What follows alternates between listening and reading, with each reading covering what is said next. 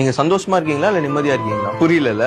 சந்தோஷமோ நிம்மதியும் ஒண்ணு இல்லைன்னு புரிஞ்சதுக்கு அப்புறம் தான் என் லைஃப்ல நிம்மதியே வந்துச்சு. சந்தோஷம்னா என்ன, நீங்க ஒரு இடத்துல டிப்ரெஸ்டா இருக்கீங்க, உங்க ஃப்ரெண்டு வந்து வா மச்சான் கிரிக்கெட் விளையாட போலாம் அப்படின்னு சொல்லி நீங்களும் போய் சந்தோஷமா விளையாட்டு வரீங்க. இது சந்தோஷம். இது வந்து ஒரு 5 மினிட்ஸ் இருக்கும், ஒரு 1 hour இருக்கும். இது முடிஞ்சதுக்கு அப்புறம் அகைன் நீங்க டிப்ரெஸ் ஸ்டேட்டுக்குள்ள போயிருவீங்க. இங்க பிரச்சனை என்னன்னா, உங்க ப்ராப்ளம்ஸ்ல இருந்து எஸ்கேப் ஆகிறதுக்கு நிறைய பேர் சந்தோஷத்தை தேடிக்கிட்டு இருக்காங்க.